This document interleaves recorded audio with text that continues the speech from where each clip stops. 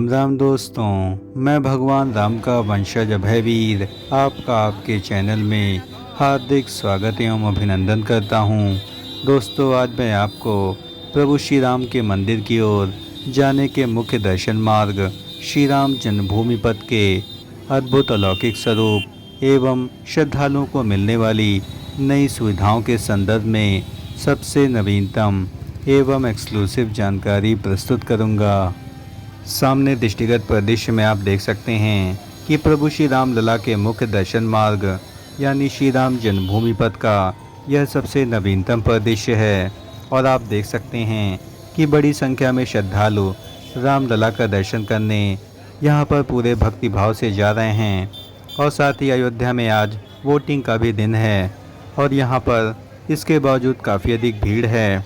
यह एक आश्चर्य का विषय है। और साथ ही मेरा आप सभी से अनुरोध है कि आपके यहाँ जहाँ भी वोटिंग हो रही हो, आप अपना मताधिकार का प्रयोग अवश्य करें, क्योंकि इससे लोकतंत्र को मजबूती मिलती है और साथ ही हमारे नागरिक होने का जो कर्तव्य है उसका भी पूर्णतः पालन होता है।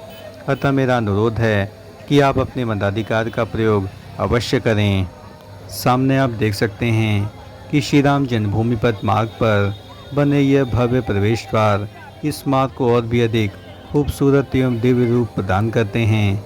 और साथ ही मध्य में बने जो कैनोपी शेड हैं वह श्रद्धालुओं के लिए आज वरदान का काम कर रहे हैं, क्योंकि अयोध्या में कल यानी 19 मई का तापमान 45 डिग्री के आसपास था और आज का भी तापमान उसी के आसपास रहने की संभावना है। और इतनी भीषण गर्मी में ये कैनोपी शेड श्रद्धालुओं को अत्यंत राहत प्रदान करने वाले हैं।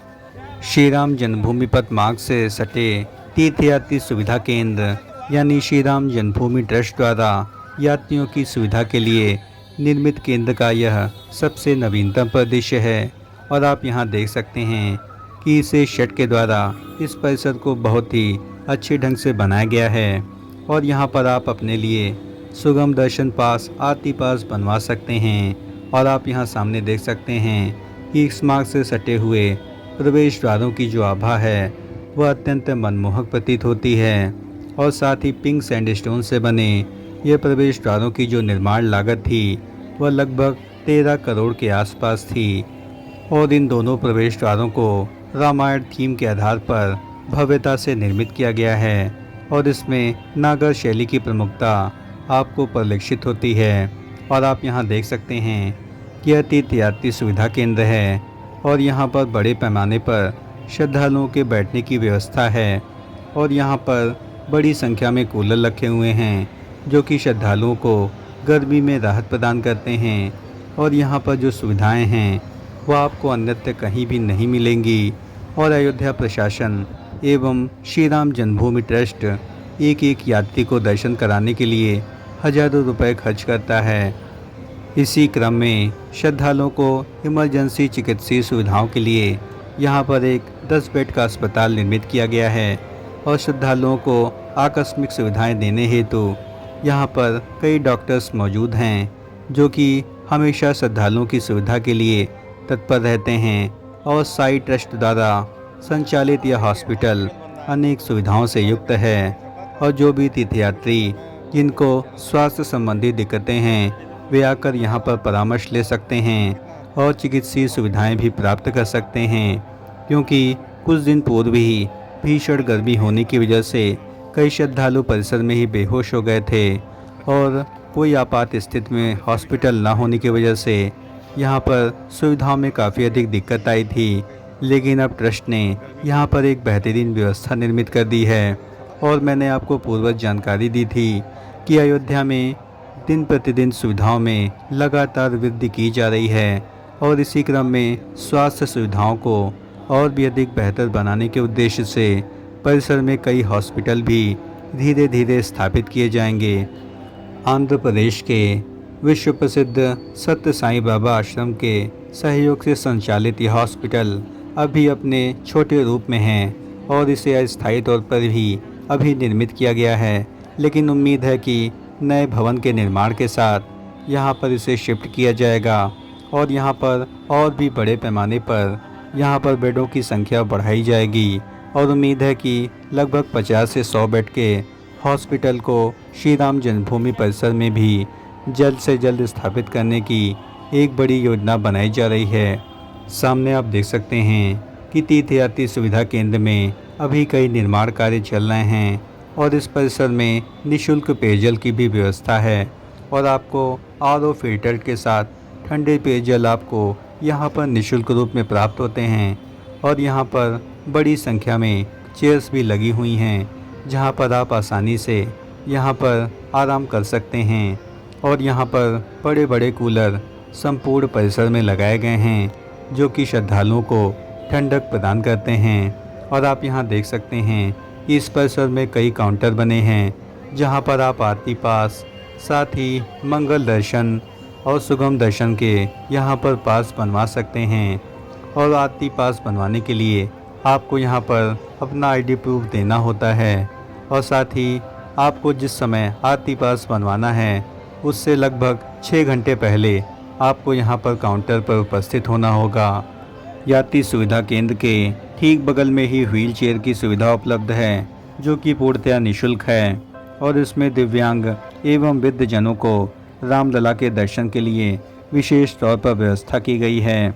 और यदि आप इसमें हेल्पर लेते हैं तो आपको उचित मूल्य चुका करके आप आसानी से रामलला के दर्शन प्राप्त कर सकते हैं। और यदि आप व्हील चेयर चलाने के लिए सक्षम हैं और यदि आपके परिवारीजन व्हील चेयर चला सकते हैं तो यह सुविधा पूर्णतः निःशुल्क है। और आपको यह भी बताना चाहूँगा कि यहाँ पर दिव्यांग एवं वृद्धजनों को व्हील चेयर के द्वारा वीआईपी दर्शन की सुविधा भी प्राप्त है, यानी उनके लिए एक अलग से लेन बनाई गई है जहाँ से वे आसानी से रामलला के दर्शन प्राप्त कर सकते हैं। सामने आप देख सकते हैं कि श्री राम जन्मभूमि पथ मार्ग पर श्रद्धालुओं की सुविधा के लिए कैनोपी शेड निर्मित किए गए हैं।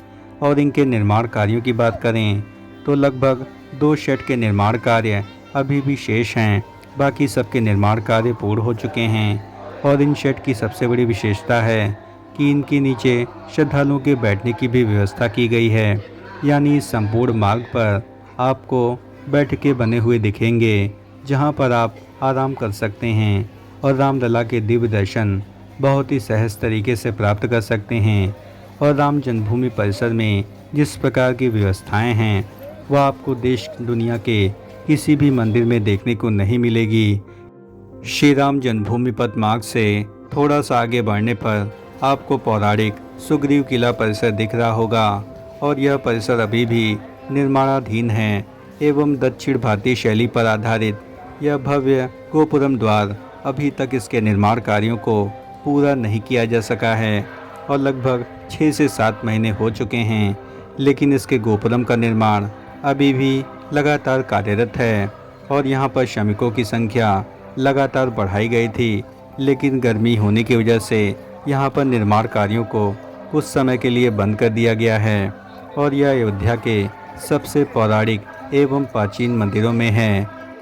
सुग्रीव किला के मंदिर प्रशासन द्वारा प्राप्त जानकारी के अनुसार इसके निर्माण कार्यों को लगभग 2 से 3 महीनों में पूर्ण कर लिया जाएगा। और आप देख सकते हैं कि गोपुरम द्वार के ठीक नीचे सुग्रीव किला का मुख्य द्वार है जिसे अभी तक नहीं बनाया जा सका है।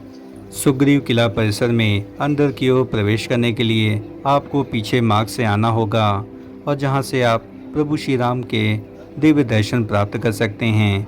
और यहां उनके अत्यंत प्रिय सखा, उनके परम मित्र सुग्रीव जी के भी यहां पर दिव्य दर्शन प्राप्त होते हैं। और इसके बारे में पौराणिक कथा प्रचलित है कि जब प्रभु श्री राम लंका विजय करके अयोध्या वापस आए थे तो उनके रहने के लिए यहाँ पर भरत जी ने एक बड़े महल का निर्माण कार्य करवाया था, लेकिन प्रभु श्री राम ने अपने अनन्य मित्र सुग्रीव को यह महल रहने के लिए उपहार स्वरूप प्रदान कर दिया था और तभी से यह महल सुग्रीव किला के नाम से जाना जाता है।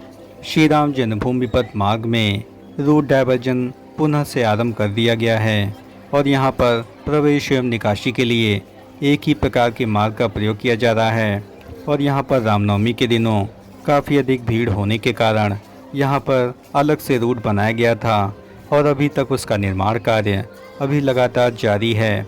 और उम्मीद है कि 3 से 4 महीनों में अलग वैकल्पिक मार्ग को तेज़ी से बना लिया जाएगा और इसके बाद प्रवेश एवं निकासी के लिए अलग अलग मार्ग निर्मित किए जाएंगे और पहले की व्यवस्था को अब परिवर्तित करके अब पुरानी व्यवस्था में से लाया जा रहा है। दोस्तों, प्रभु श्री राम के मंदिर की ओर जाने के मुख्य दर्शन मार्ग श्री राम जन्मभूमि पथ के भव्यतम स्वरूप एवं नई सुविधाओं के विस्तार के संदर्भ में हमारे द्वारा दी गई जानकारी यदि आपको ज़रा भी पसंद आई हो तो इस चैनल का हृदय से समर्थन करें। इस चैनल को लाइक करें, शेयर करें एवं सब्सक्राइब करें और कमेंट बॉक्स में जय श्री राम जरूर लिखें। धन्यवाद। राम राम राम राम।